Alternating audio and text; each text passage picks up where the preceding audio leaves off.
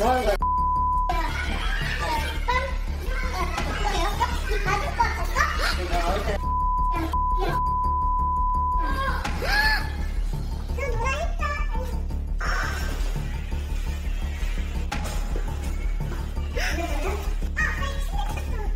선생님이 그냥 가라고 했다 이렇게 얘기를 하는 것 같아요. 그러면서 어머니는 이제 그 말씀을 진짜 믿으시고 항의 방문을 하시죠. 아, 이렇게까지 교직 생활을 해야 되나. 마음의 준비는 참 단단히 하고 있으나 저도 겪어보지 않은 일이고. 자, 제목이 바로 나왔습니다. 뺨 때린. 그냥 뺨이 아닙니다. 교감 선생님의 뺨을 때린 초상학생. 지난 며칠 전에 이 영상이 알려지면서 뭐 많은 분들이 깜짝 놀랐다는 반응인데 그 어머니 되는 분, 엄마 되시는 분이 반박을 내놓은 게 좀 있어요. 자, 그럼요. 이 학부모잖아요. 학부모의 이 반박 목소리 좀 들어보겠습니다. 물론 아이가 어른을 때렸다는 점이 부모로서 판단하지만 주기 여부를 가릴 가능성이 좀 있어요. 아이가 일방적으로 선생님을 때렸다가 저는 전제로 볼 수 없다 생각해요. 이 어머니 되시는 분이 일단 상황 잡자가 참담하다 하면서도 뭐가 전제가 될 수는 없다? 하면 좀 보겠습니다. 정리해보죠. 아이가 일방적으로 선생님을 때렸다. 이거를 전제로 볼 수 없다. 그렇다면 다른 이유가 있다. 이 얘기인데요. 일단 여기 보면 지금 학교 측에서는 이 아이에 대해서 출석 정지 10일 통보한 상태라고 그러는데 지금 미경민 변호사 모셨습니다. 그렇다면 이 어머니의 생각은 아이가 뭔가 때릴 만한 상황이 있었기 때문에 그랬다? 이렇게 얘기를 하는 걸까? 이거 어떻게 받아들여야 되는 겁니까, 이 상황? 그러니까 일단은 뭐 영상으로만 봤을 때는 뭐 너무 자극적이고 하니까 이게 마치 아이가 아무런 이유도 없이 이렇게 교감 선생님에게 뺨을 때리고 침도 뱉고 이런 행동을 했다 이렇게 이제 해석이 됐는데 그렇게 했던 행동에 대해서 일단은 유감이다. 그 행동은 정말 잘못된 게 맞는데 근데 하지만 이유가 있다. 아이가 학교 측에서 어쨌든 차별적인 그런 이제 대우를 받아왔다. 이런 이야기를 좀 하면서 약간 이렇게 했던 행동에 대해서 좀 희석을 시키고 뭔가 이유가 있었다라는 좀 주장을 하려고 하는 것 같거든요. 근데 뭔가 이유가 있더라도 저런 행동이 합리화가 됩니까? 맞습니다. 어떤 경우에도 폭행은 정당화될 수가 없고 특히나 이제 선생님을 대상으로 이런 행동을 한다는 자체가 이제 납득이 될 수가 없는데 일단은 이 영상을 공개했던 이유도 어쨌든 이 담임 선생님한테 뭐 부당하면 너도 때려.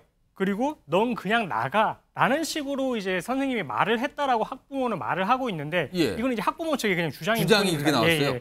그래서 그렇게 이야기를 하고 있으니 전북교사 노조에서도 이 부분에 대해서 반박하는 내용으로 이 영상을 이제 언급을 하면서 아니다. 학생에 대해서 이제 선생님이 때린 것은 없었고 어쨌든 정당하게 이제 훈육 차원에서 그렇게 이제 했던 행동이고 뭐 이런 부분에 대해서 이제 그럼에도 불구하고 학부모 측에서는 뭐 학교 측에서 계속적으로 이제 뭔가 이제 차별적인 그런 행동이 있어왔기 때문에 이런 행동을 한 것이다. 좀 이렇게 좀 주장을 하는 것 같습니다.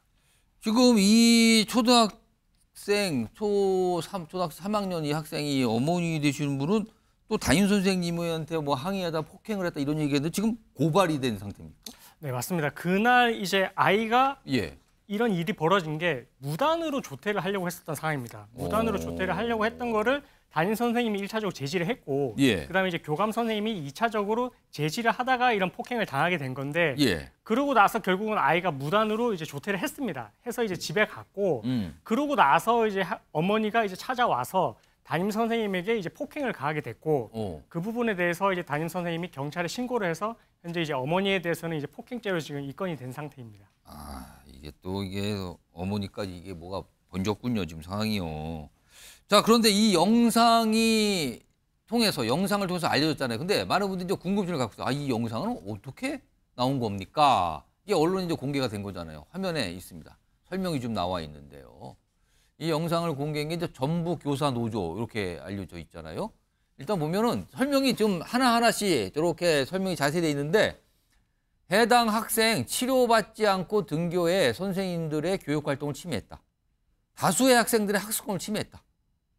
그리고 이게 뭐 전주시청 쪽에다가 뭐 아동학대 전담팀이 학부모 아동학대 반인 뭐인데 뭘 얘기했는데 인정이 뭐가 안 됐다. 그러니까 치료도 못 받고 어떡할 방법이 없다. 그래서 이번 사안이 해결될 때까지 공동대응할 건데 그래서 어쩔 수 없이 했다 이런 설명인데 일단 전주교사 노조 측 관계자의 얘기 좀 들어보겠습니다. 그 강제 전학이 문제가 아니라 치료가 먼저 필요하다. 이 치료하지 않은 상태에서 학교 등교하는 것 자체가 잘못된 거라고 보고 있고요. 그 부모를 아동학대 방임으로 인정해가지고 학생이 치료받을 수 있도록 했으면 좋겠습니다. 이용희 변호사. 그러면은 지금 학교 나무 선생님 입장에서는 뭐 딱히 지금 뭔가 대처할 방법이 없다 이건가요, 지금요? 일단은 저렇게 영상이 공개된 걸 보면 예. 지금 전북교사 노조 측에서도 되게 답답했던 것 같습니다. 왜냐하면 아이가 어쨌든 지금 치료가 우선인 상황이고 치료가 되어야만 이게 어쨌든 정상적인 등교를 통해서 이제 다른 학생들의 또 학습권도 보호가 되고 예. 그리고 이제 이런 이제 교육을 하고 있는 교권도 침해를 받지 않고 이렇게 이제 원만하게 이제 학교 생활이 돌아갈 수가 있는데 예. 아이가 치료도 없이 계속해서 이런 식으로 이제 무단으로 조퇴를 하고 이런 게 반복이 되다 보니까 이 부분에 대해서는 사실은 이제 학부모가 동의를 해줘야만 이 치료를 할 수가 있는 부분이거든요.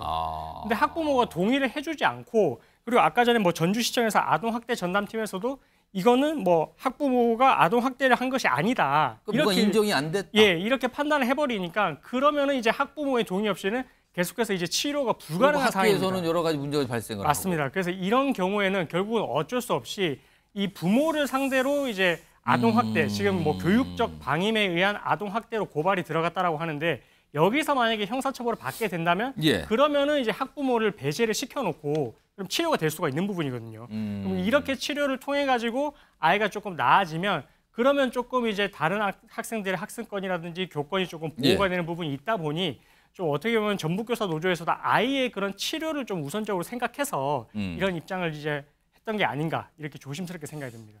요거는 제가 송영훈 변호사께 질문드릴까요? 보통 이렇게 좀 약간 논란이 되고 문제가 발생하는 이런 아이들이 있을 거 아니에요. 좀 학교마다 있을 수도 있고.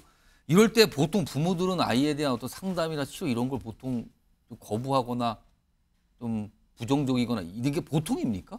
그 약간 거부 반응을 볼 수는 있지만 저 정도로 심각하게 문제가 되면은 사실은 뭔가 적극적으로 상담이 됐든 진단이 됐든 또 예. 거기서 한 걸음 더 나아가서 치료가 됐든 그런 것들을 검토하고 실행하는 것이 보통이죠. 예. 그렇기 때문에 사실은 이 정도로 문제가 되는데도 그 부모가 아이를 어떤 최소한의 상담이나 진단도 받게 하지 않는다고 하면 그것은 이제 친권자로서의 어떤 책무를 다하는 것인가 의무를 다하는 것인가 사실 대단히 의문스럽긴 합니다. 알겠습니다. 이것도 여러 가지 좀 답답한 상황인 것 같네요.